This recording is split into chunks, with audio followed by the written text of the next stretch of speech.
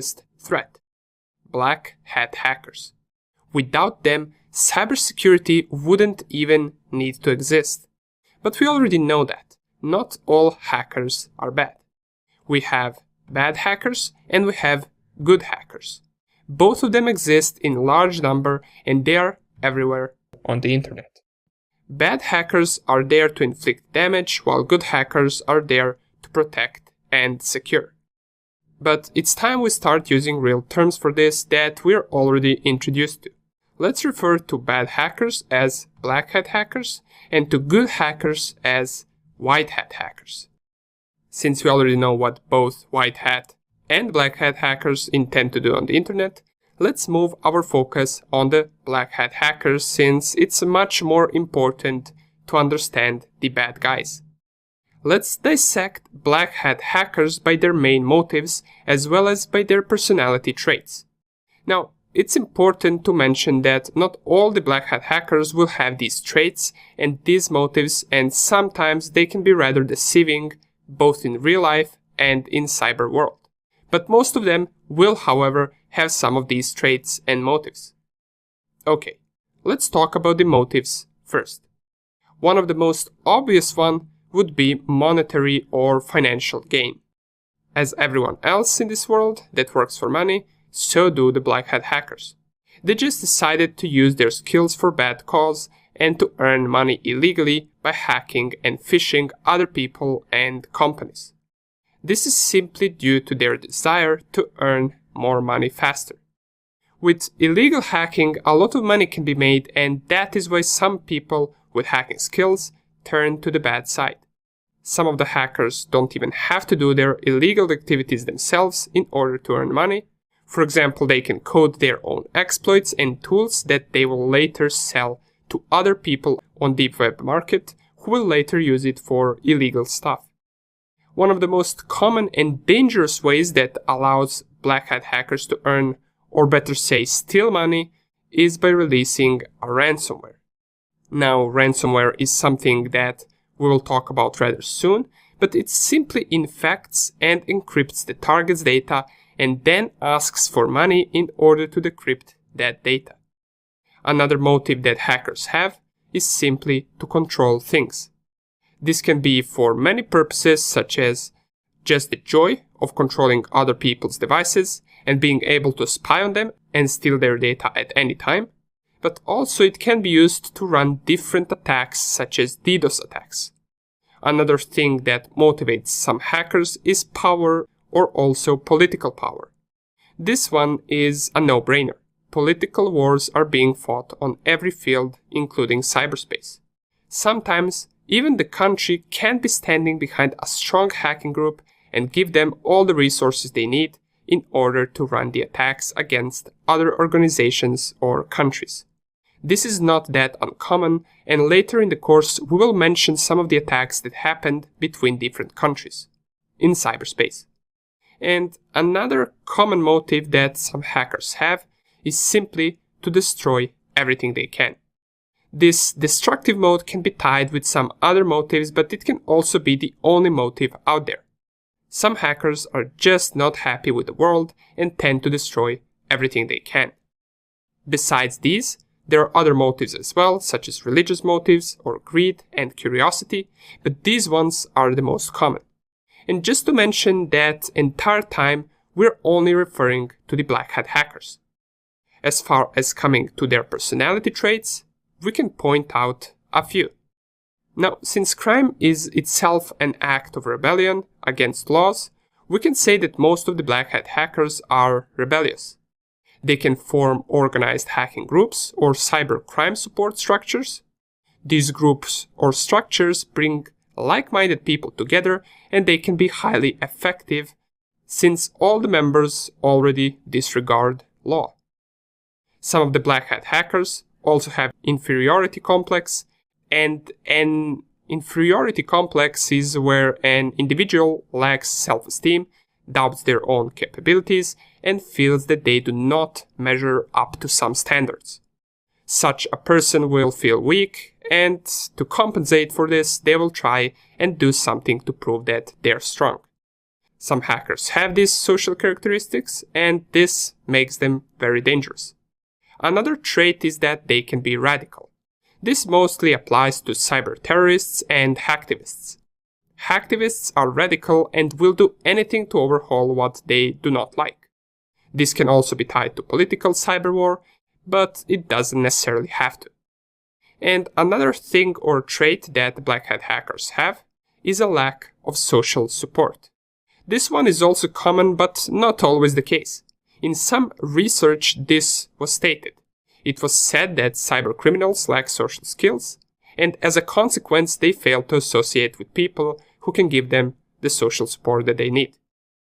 Okay, now that we dissected the black hat hackers, their traits and motives, we can move on to showing most common attacks that they perform and how they work. But before we do that, I just want to mention that there is another type of hackers which is called gray hat hackers. Gray hat hackers are neither white hat or black hat. The best definition of them is that a gray hat is a computer hacker or computer security expert who may sometimes violate laws or typical ethical standards, but usually does not have the malicious intent, typically, that a black hat hacker has. Nonetheless, that's about it for this video, and let's move on to the next lecture where I will show you a couple of attacks that are common out there in the cyber world. Hello and welcome back. In this video, I just want to quickly show you some of the attacks that are common by black hat hackers. Now, we're going to cover two of the most common types of the attacks. The phishing attack, where the target is pretty much tricked into submitting their private information into a fake web page, and we're going to cover how a black hat hacker can infect a target with a Trojan. Now, Trojans and malware is something that we will talk about in more details in the next lecture, but here we will just showcase the most simple example of it. Okay, let's start off with the phishing attack first. So what I currently have on my screen is a virtual machine called Kali Linux. Now, if you're coming from my ethical hacking course, you're more than familiar with all of the tools that we will cover and the Kali Linux operating system itself. But if this is the first course on hacking and cybersecurity for you, Kali Linux is simply an operating system that is specifically made for ethical hackers and penetration testers. The reason is because it comes already with many tools pre-installed that hackers use, and it pretty much makes our life easier. Nonetheless, more about this later on. For now, let's just show the attacks real quick. So what I'm going to do to run the most simple phishing attack is I'm going to use a tool called BlackEye version 2. All I have to do, and you will notice how easy this is, so pretty much anyone with a little bit of knowledge can do this, which makes it even more dangerous. All I have to do to run this tool is to type this command: sudo bash and then the tool name. It will ask me for my Kali Linux password, and that's about it. Now, what I have to choose from is these websites right here. And what this tool will do is whichever website I choose out of all of these 37 options, is it will create a fake page that will look almost identical to the real page. That way the target won't really notice the difference and they might submit their username and password into our fake page. Let's go with Instagram. So what I have to do is I have to type number 1 since it's tag number 1, press enter, and just wait for this tool to set everything up. Once the tool sets everything up, there are two ways that we can access this fake page. We can use the link generated by ngrok and send it to our target, and we can also go and visit the link on our localhost. If I type localhost, it will load the page, or should I say the fake Instagram page, where it will prompt the user for specifying their email address and the password. As you may notice, this does look pretty legit if you look at the page itself, but what we can notice is that the link is kind of different. And this is number one thing that you should take a look at whenever you're entering your private information anywhere. Check whether the link is from the original website and that it is not a phishing link. This is usually the number one thing that gives away phishing attacks. Okay, let's say the target didn't notice that this is a phishing link, the phishing website, and they specified the username, let's say test@gmail.com, and the password, let's say the password is 123456, just for the purposes of this lecture. They click on login, don't save, the page will load. Back here in our terminal, you will notice that we actually got the account name and the password. So now we successfully stole this person's details, their username and their password. And the funniest thing is that the target might not even notice, because right now it loaded the official Instagram page right after they typed their credentials. The phishing page was made so that whenever they type in their credentials, it will automatically redirect them to the real page, as we can see right here by the link, where they might think right now that they perhaps typed something incorrectly. Perhaps they typed the password incorrectly, therefore it's asking them to log in again. Then they will log in again, this time it will work, and they will not think about this anymore. Now, do you see how easy this can get? And as you saw, it's not really hard to do. All you need to know is to download this tool, run it, and pretty much you're set to run a phishing attack. Now, of course, this is one of the most simple phishing attacks, but it can still trick some users. These phishing attacks can get much more complex and harder to notice, but for the purposes of this tutorial, we just want to show how they look like. Okay, let's move on to the second attack, which is simply running a Trojan on the target system. So to do that, we must first create it. And to create the most simple Trojan or malware, I simply used MSF Venom. I ran this command. So this is the command that I used. I used the MSF Venom tool to create the payload for Windows. The payload is using reverse TCP. In other sense, it's pretty much a reverse shell. The payload itself is called Meterpreter. I set my local host, the IP address of this machine, this virtual machine. I chose the port number to connect to. I set the platform of the target to be Windows, the file to be exe, since that is executable for Windows, and I named it shell.exe. I already created this program and it's right here on my desktop, as you can see right here. Now, this is also one of the most simple reverse shells that you can create. And this really isn't a Trojan, as we will learn in the next lecture once we talk about what exactly a Trojan is. But this shell.exe, which I also transferred right here on my desktop of Windows 10 target machine, can easily be transferred into a fake, let's say, PDF file or a fake image or pretty much any type of file that I want. I could have also changed the icon, making it seem like a legit program. But for this lecture, I'm not going to do that, since that is out of the aspect for this section. What I want to do is simply just run it. We will learn in the next lecture that Trojans must be ran in order to infect the target. So in order to run it, I need to use something called a listener. Now, listener is simply something that will listen for the incoming connections. And don't worry if you don't know any of these tools, it doesn't really matter. I'm just showing here how simple these attacks can be. So once this tool is opened, all I have to do is set up my listener, set the payload to be the exact payload that I chose for my reverse shell, and set the local host or the IP address and the local port. Now once I press run, it will listen for the incoming connections on this IP and on this port. All the target has to do is to double click on this shell. And that's pretty much it. Now imagine that this was an image, or it appeared to be an image, and they just wanted to check it out to see how it opens up. And you will notice that nothing really happens. On the target machine, there's nothing that changed. It only appears as if this program didn't execute at all. But if I go back to my virtual machine, where I have Kali Linux running, you will see that we have session 1 opened. And if I run this command, get user ID, here we see that I am on the Windows 10 machine. And from here I can run whatever I want. I can run ifconfig to check out all the networking interfaces on the target machine. I can run dir command, and this command will simply print all the files on the target's desktop. As you can see, these files right here are these files right here.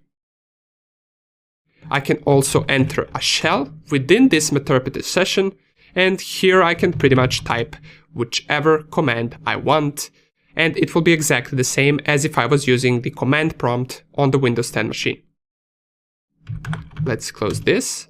And there are also some cool commands that I can run, such as screenshot, which will screenshot the target screen, and it will save it in the current directory that I'm at. It also gives the path where the screenshot is saved, so it's saved in this black eye directory. Let's go there. And here is the screenshot. Here it is. Now the screenshot might appear as if it's a screenshot from Kali Linux, but that is only because I'm running my Kali Linux virtual machine on the Windows 10 target machine. You can see that it actually took a screenshot of the Windows 10 machine because here are the Windows icons down there. So there is no limit as to what I can do right now on the target machine. I can spectate a webcam, I can listen on the microphone, I can change files, upload files, download files, delete files, steal all the files. I can do pretty much anything that I want. And all the target had to do is double click this program. And on their desktop it appears that nothing else is happening. Okay, you get the point. These are the two most common attacks out there by Black Hat hackers. And you notice how easy it is to run some of them. Not to mention that we only ran the most simple attacks in this lecture, and even these simple attacks can be effective against some people. Nonetheless, this was just a small demonstration, and now let's move on to discussing and dissecting malware in the next lecture. See you there. Malware, the number one tool of Black Hat hackers. Most of you already know what a malware is and what it stands for. Malware is simply a short word for malicious software, and it's something that has been existing for decades. Malware's main goal is to compromise confidentiality, integrity, and availability of the system that they are targeting. Malware itself has its own categories. There are many types of malware out there, and not all of them intend to do the same thing. Nowadays, however, many malware you encounter will have multiple functions and multiple tasks, while before, usually malware had just one intent. In this lecture, it's time we dissect different types of malwares and explain what each of them does. First of all, let's start with the most common one, which is Trojan. A Trojan is a malware that relies on social engineering. It represents as one thing or one type of a file, while in reality it's something else completely. It can appear to be as an image or a PDF file or whichever file type best suits the target and which the target will most likely execute. Now, in most cases, it has many things that can give it away as a Trojan and not the file that it appears to be. But for example, to a regular person, these things are not noticeable. Once Trojan is executed by the target, it can do many things such as steal the data on that system, run different programs, it can set itself to be as a backdoor for any future connection. This is dangerous because if Trojan has backdoor, then it is enough to execute it only once for the hacker to have complete access to it whenever he wants in the future. Another type of malware that is usually even more dangerous is Worm. What makes Worm so dangerous? Well, it's the fact that worms usually exploit unpatched vulnerabilities.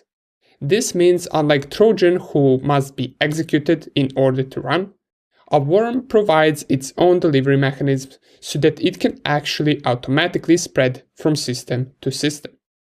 Worms are potentially able to infect any machine in the world that is connected to the internet, and when it's exposed to some of the unpatched vulnerabilities that the worm exploits.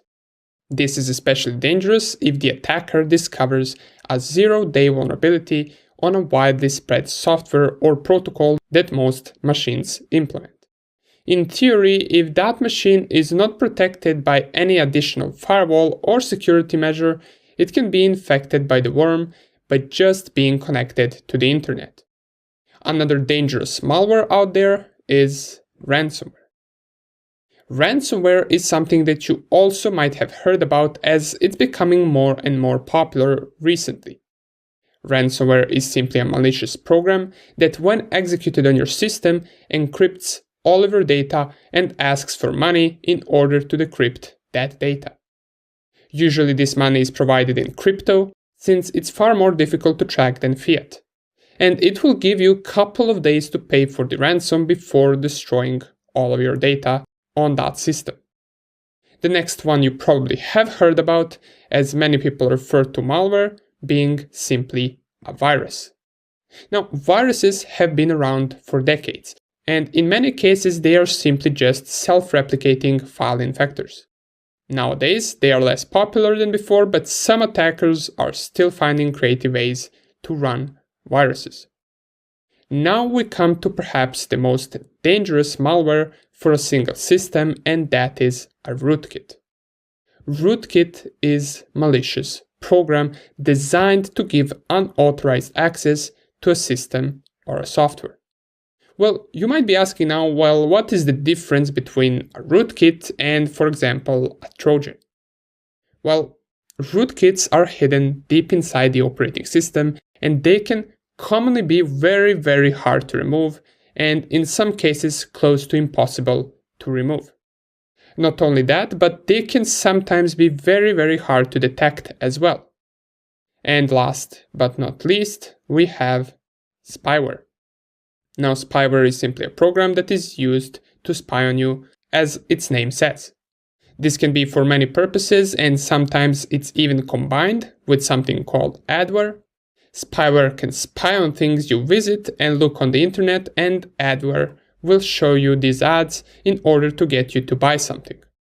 These are pretty much the most common types of malware out there. And what's also important to mention is the ways that it can spread. There are 5 most common ways that the malware spreads. It can spread through unpatched vulnerabilities, security misconfigurations. It can spread to weak, leaked, and stolen credentials. It can spread through social engineering, and it can always spread if there is an insider threat.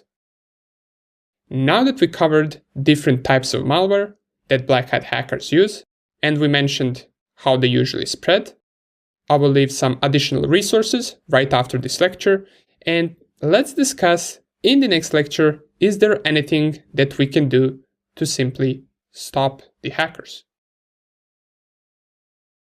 Okay, so the important question arises.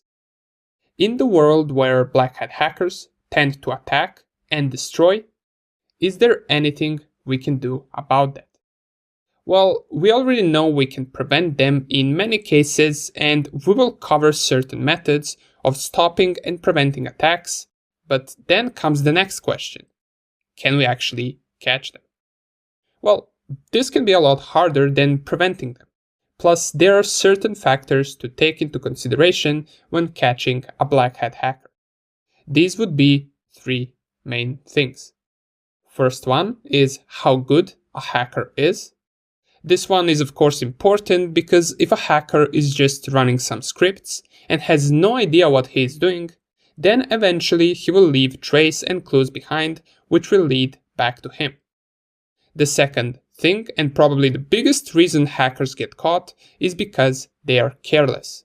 Or should I say they become careless with time. Some of the biggest black hat hackers got caught due to not being careful enough, and after a certain time, they don't feel threatened, so they don't pay attention to small details like they did before. Nowadays, you can get traced due to many reasons, not using, for example, layered spoofing protection, not using proxies, or not anonymizing your scans and your exploits. Perhaps visiting a physical location too often from where you run these attacks can also lead to you getting caught. And another funny thing that might get a hacker caught is disclosing important information on social media. And this one is a no-brainer, but don't brag about things that you did illegally. It will eventually lead to you getting caught. But anyways, that's what makes a cybersecurity expert's life easier, right? Now, the reality is that 90% or more of hackers don't ever get caught, as long as they don't try to inflict a massive damage and as long as they don't try to attack governments and big companies. They never really get caught since it is not possible to keep an eye on every cyber attack that happens. And last thing is that it's also important what exactly they did on the system that they hacked. The more action you perform on the target, the higher the probability that you left trace behind, which can later be used to find you. That's why far more important thing than trying to catch a hacker is trying to prevent a hacker from actually hacking the system. However, if your preventing strategy is all set, and you have set up all the security measures to secure your network, then you can focus further on actually figuring out when your network is being targeted and maybe even try to figure out by who. Several things will help you do this. I've picked up a few for now, and we will dissect all of them later in the course. These are having logs, setting up honeypots, and performing monitoring often. Now, each of these helps you out in both preventing an attack and figuring out at what time is attack taking place. First thing we have are logs. Logs help you in many things and not just in security. You can think of them as a book that keeps all the data regarding some server or some software. They can help you find if an error occurs somewhere, and they can also help you find whether the software that you're reading logs from is acting weird and perhaps not as it should be. This would be a good indicator that something is wrong and that someone might be doing something malicious. Next term that most of you who are new in cybersecurity probably haven't heard of yet are honeypots. Honeypots are systems that look similar to a real system, which are set as a decoy for an attacker. Usually, a honeypot server is purposely made vulnerable for an attacker to fall for. Honeypots should be well divided from the main assets, and usually they are equipped with logging and monitoring tools to help catch the hacker once he interferes with the honeypot. And this brings us to the third thing, which is monitoring. It literally doesn't matter if you have logging and honeypot set if you have nobody who is periodically taking a look at these logs and monitoring everything on the network. If nobody does this, then even if something is caught in the logs, it will go unnoticed since nobody took a look at it. Okay, now that we talked briefly about hackers in this section, it's time to move on to a little more technical section of this course where we are going to discuss vulnerabilities. See you there.